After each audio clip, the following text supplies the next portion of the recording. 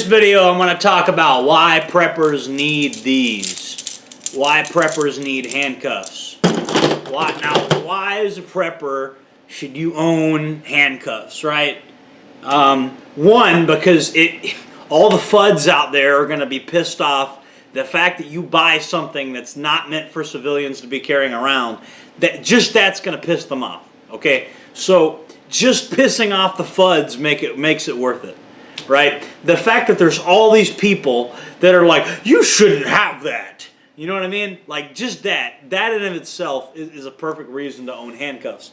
But in terms of serious reasons, look, man, if you got a murderer running around and you know he's just killed people, right?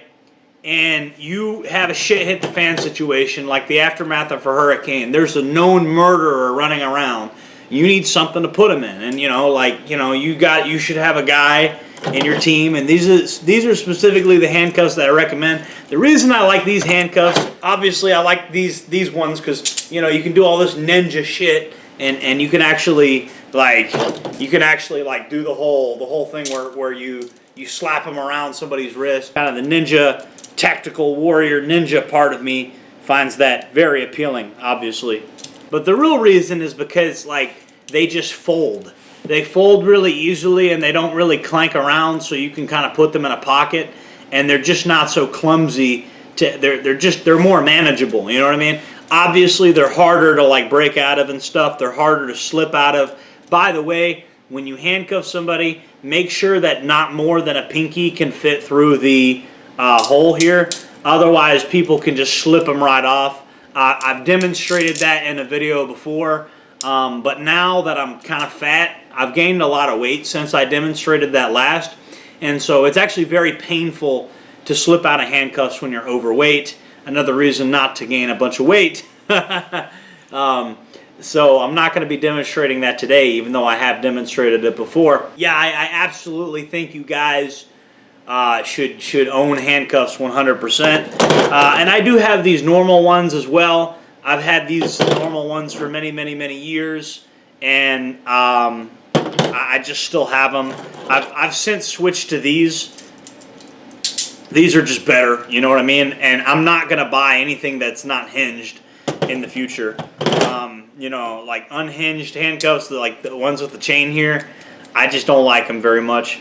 Should you buy leg shackles? Sure, why the hell not? Buy some leg shackles. But I'm not gonna lie to you.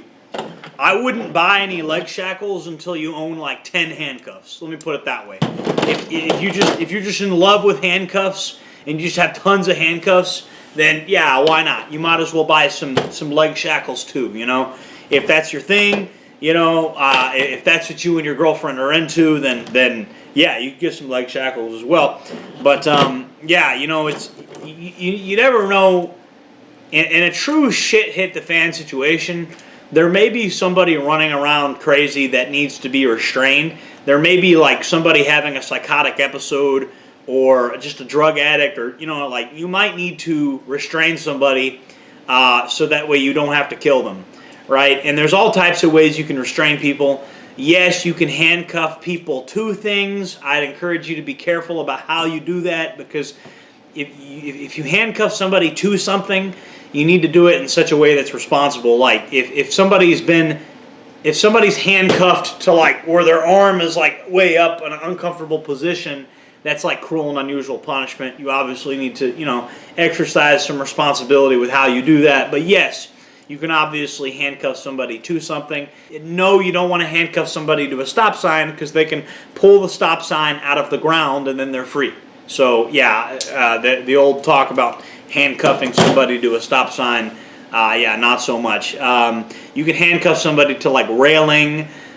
You can handcuff somebody to all kinds of shit. You could take a bike lock, and then you could lock somebody to a lock. There's all kinds of stuff you could do. You could handcuff somebody to something that eventually they'll be able to break, but by the time they're able to break it, you're long gone. People ask me, what about zip ties? Zip ties are good for things other than handcuffing people, right? I mean, and yes, you can handcuff somebody with zip ties, but I know for me, when SHTF happens, I want my zip ties to be used for all types of stuff, right? And so if I have a device capable of restraining somebody specifically meant for that purpose, why would I waste my perfectly good zip ties? That's my philosophy on that. Now, disposable handcuffs, on the other hand, that actually makes a lot of sense. I could envision a situation where, you know, you allow somebody to live, but you also flex cuff them and then you leave the area so that they're unable to hurt you while they're flex cuffed. The downside is if you did that with some handcuffs, you'd be out a pair of handcuffs, and then, you know, potentially they could pick them and then use them against you later or something, and you really don't want your handcuffs and stuff falling into the wrong hands. This is one of those things, just like a weapon. Can anybody purchase handcuffs? Yes. It's not like there's some restricted item that it's, but for the same reason, you don't go around giving guns to your enemy, right? Okay, well, you don't want your enemies having these if you can help it, right? You don't want to give them anything. So yeah, I would not leave somebody handcuffed to something for the most part if you could avoid it. So yeah, that's where like disposable handcuffs and zip ties would come into place. If you don't literally want to give your enemies a pair of handcuffs. I mean, that's what you're doing when you leave somebody cuffed and then you leave the area with them cuffed. And I've done another video on handcuffs where I go more into the handcuffs themselves instead of just the philosophy of use. And I talked to, you know, I was fresh out of prison when I made my first handcuff video. That's the funny thing. And a bunch of corrections officers saw my original handcuff video. I think that's hilarious. It's not cost prohibitive for a prepper to have handcuffs. 100%. I think you should have handcuffs. There's nothing illegal about having handcuffs. There's nothing illegal about carrying them on your person. And if you witness somebody committing a forcible felony like murder, you can use them to detain somebody, even as a private citizen. Shit hit the fan situation, you have total breakdown of law and order. You need the ability to restrain people 100%. You need that capability. There's also alternative uses for handcuffs. You can use them as carabiners. I've seen people use handcuffs to lock their bikes before. Yes, I've seen handcuffs used as a bike lock. I've seen somebody literally take one of those loop cables and you loop one of the cables within itself, and then you use the handcuffs to lock a bike to something. So there are alternative uses for handcuffs. You can use them as a bike lock. You can use them to lock things, keep people from stealing stuff. So yes, they can be used as a carabiner. They can be used as a lock. By the way, guys, you got a lot of interesting stuff going on with the merchandise. I carry a very wide selection of merchandise on the store, including camouflage Hawaiian shirts. I gotta warn you, it takes a little while for them to get made, but they will get to you. But if you want camo a little faster, then I have other camouflage products. The camouflage products have to be made. It takes a little longer to make than the t-shirts. The t-shirts will be to you fairly quick, like not Amazon Prime quick, but fairly quick. If you order one of the t-shirts, the camouflage products are going to take slightly longer. They really have to print those out. And then as far as the Hawaiian shirt camouflage, that takes probably the longest. But I got lots of cool stuff on my site. I got a little something for everybody on my site. I even got stuff that women would enjoy. So guys, if you like this video, make sure to like, comment, subscribe. Check out the store. I appreciate all my subscribers. You know I love you guys.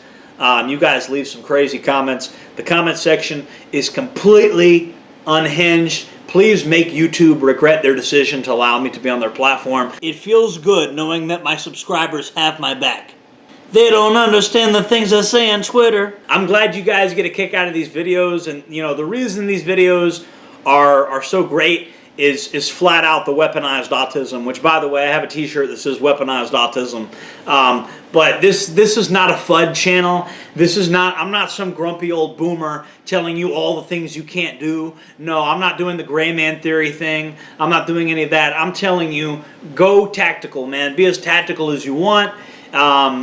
What's the point of hiding? You know what I mean? I don't see any value in that. And I'm telling you as a person that's been to prison, if you want to protect yourself from criminals, a militaristic appearance is really the way you go. And criminals definitely don't like these. So should you own handcuffs? I say yes, 100%. Alright guys, thank you for watching. Make sure to like, comment, subscribe, hit the bell icon, check out the merch. Jordan Jareb signing off.